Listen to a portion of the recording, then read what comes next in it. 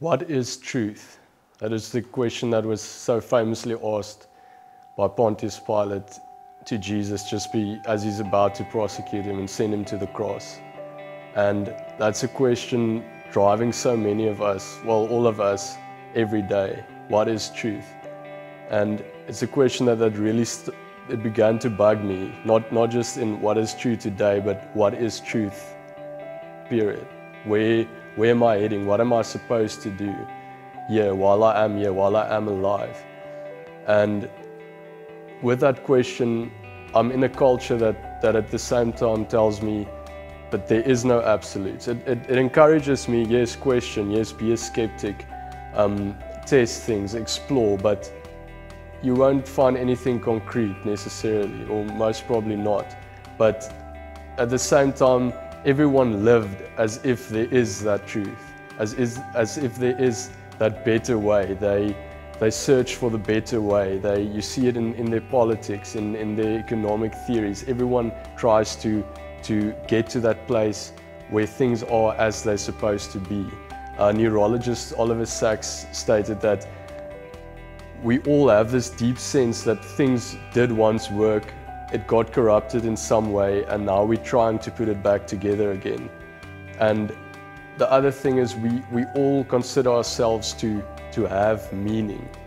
Damien Hirst, the artist, he said that although sort of my theories tell me I don't mean anything, I'm not important, I feel important. Everyone feels important or worth something, although they're not. And I will die someday, but I've got this intense desire to live forever, and that we cannot just argue it away. And that brought me to the place where I wanted to know what truth is, and I wanted to know, can it be known? Can it be experienced?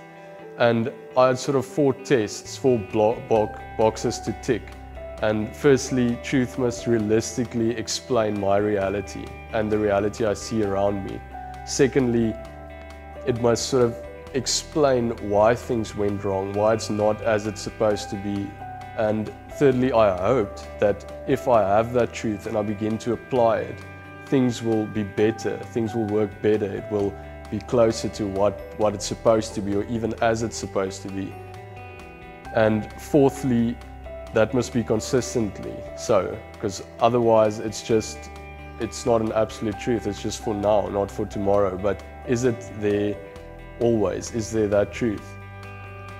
And yeah, surprisingly or ironically, it took me to that exact place eventually where Pontius Pilate, where he stood before Jesus, facing Jesus in the reality of who he says he is. He says, I am truth.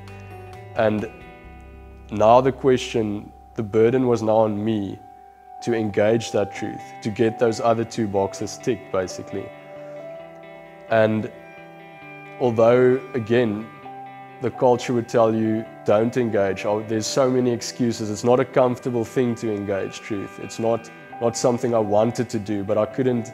I had to be dishonest in saying, this isn't truth, I'm not going to engage it.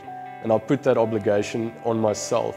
So I went forward, I engaged with it. I didn't fully understand it, but I came into agreement with it. And once I came into agreement with it, it became a fixed thing in my life from which I could explore, from which I can challenge and engage reality and keep asking myself, can I still be in agreement with this?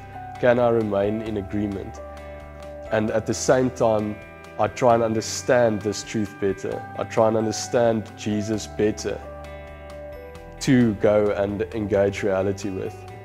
And now, after walking that road for quite a few years and still being in agreement with it, I realized that the actual question behind all of it is not what is truth, and the actual thing that truth needs to answer is this question: who am I? That's the question we're all asking. That is the real answer we want. Who am I? And truth must be able to answer that in such a way that it resonates with your whole being. And that is what I found in Jesus, the person, the living person that tells me who I am. That is the peace I found. And that is what I would also encourage you to do. Don't put the burden of proof on someone else. Take that burden up. You owe it to yourself to take up that burden.